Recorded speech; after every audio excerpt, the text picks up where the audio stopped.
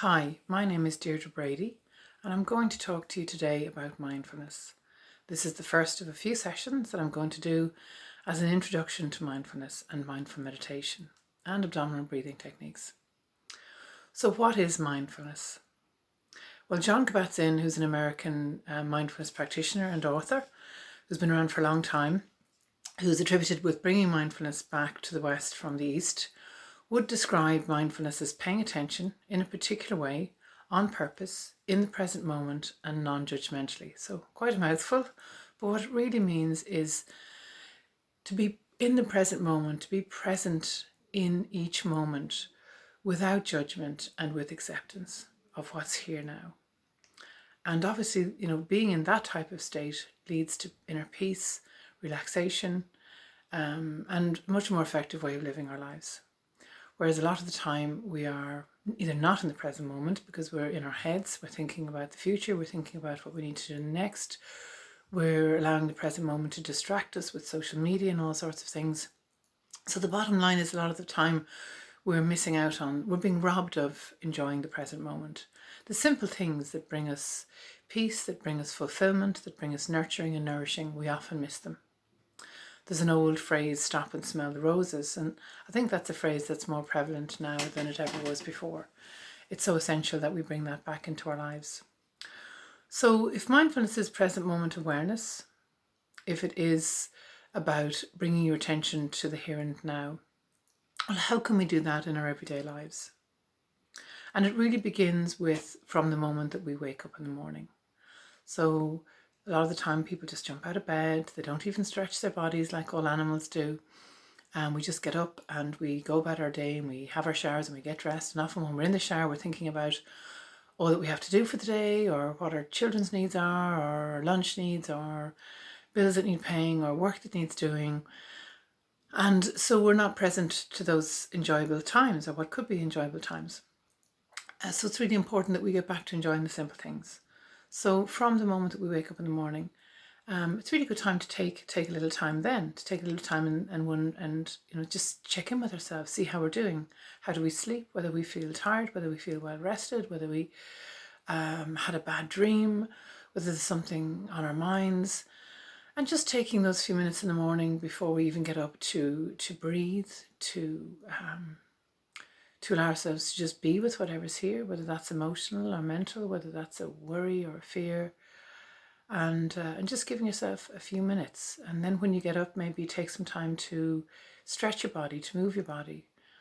Again, it's what we physically need to do, we want to do, but our mind often gets in the way and says we don't have enough time.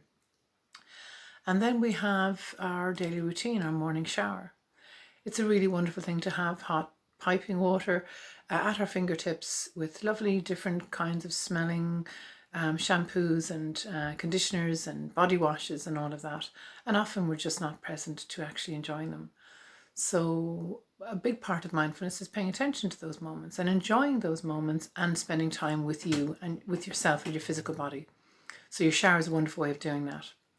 So maybe just the next time you have a shower, see if you can just get into the habit of being with yourself, enjoying the shower, enjoying the sensation of the water on your body, enjoying the smell of maybe you've bought a melon or a lemon or a raspberry body wash and just enjoying the smell of that, checking in with your body to see where you're feeling tension. Maybe you're feeling tension up in your neck and you can give yourself a little bit of a rub. Maybe you could give your head an Indian head massage where you're feeling a bit of tension. Just taking that time to actually be with your body and enjoy the time that you have with yourself. Wrapping that lovely cuddly towel around your body after your shower. Putting moisturizer on your body, whatever it is that that's part of your routine, that if you can do that in a mindful way and be present to it, it actually can become something very enjoyable again. So another way that we can really bring mindfulness to the present moment every day is in eating. So again, we're inclined to eat on the run, we're inclined to walk around the kitchen with a bowl in our hand, and we often don't take time. We're also eating too quickly. We also switch off after a few mouthfuls. We pay attention to the first few mouthfuls of what we eat, apparently, and this is the new research. And then we switch off back to our phones or back to conversation or back to TV but we're not actually enjoying the meal and the gathering and the sensations and, just chewing our food even properly and swallowing and all of that. So just learning to take more time around meal times and, make sure you have everything that you need before you sit down so that you're not jumping up and down and you actually can enjoy your time without phones, without books, without TV on in the background. That we stop this multitasking and having all of these different distractions around us, because it's really not good for us. And to do one thing at a time and do it with all of your attention is really what mindfulness is all about. And you find it's far more relaxing for your body and your being when you do that. So food times, taking your time, relaxing, enjoying your food, chewing your food properly, paying attention to what you're eating and the different sensations of your food, how you're feeling, whether you're beginning to feel full, all of that. It's very important. So mindfulness with eating. Mindfulness coming and going, either from work or maybe going on a walk or a drive. It's paying attention to your surroundings. It's what can I see and what can I hear, what can I smell, what can I touch, what can I taste. It's the different sensations. It's being in your body rather than being in your mind.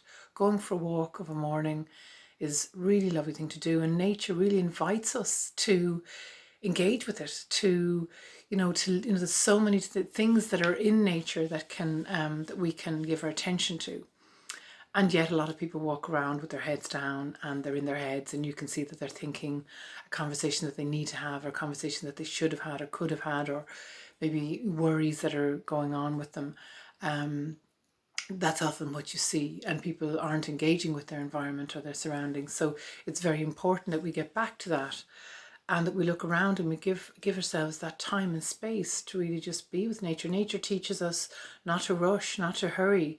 Nature teaches us that there is an intelligence at play that's going on, whether we're engaging with it or not. The leaves that grow on the trees, the bulbs that grow, the new life that grows, and when it lets go again in the autumn. There's cycles at play that are there. And that remind us that we're all part of Earth and of these cycles in nature. So mindfulness walking, paying attention, even on your journeys. If you're driving to and from work every day, maybe you could take a different route. Maybe you could look to see what's there that you haven't seen before, and you'd be surprised at what you might find. So mindfulness in your surroundings and mindfulness of nature is very important. Another very important aspect, I suppose, of mindfulness is checking in with how you're doing emotionally. How am I feeling today? And, recognizing that there are no bad feelings, there are no negative feelings. Some feelings are more pleasant than others. But just taking the time to check in without any judgment and see how you're feeling. Keeping a journal is a great way of doing that. Practicing gratitude is another really lovely aspect of mindfulness. Taking a bit of time every morning to think of a few things that you're grateful for. And taking a little bit of time in the evening before you go to sleep and thinking again of what was it about my day today that I've enjoyed?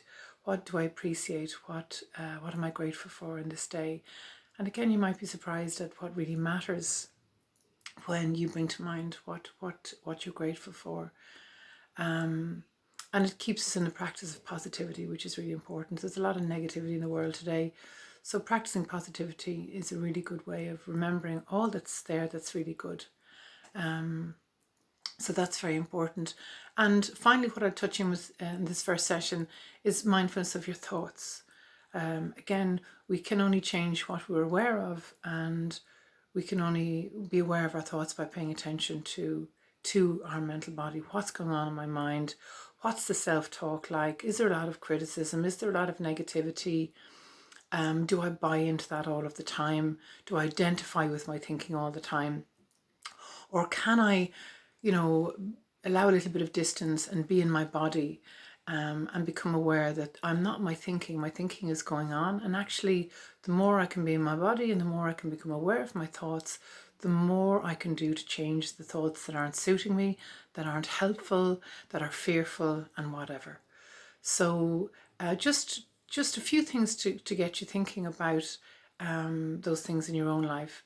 And we'll look at them in more detail in the next few sessions. Thank you very much for watching.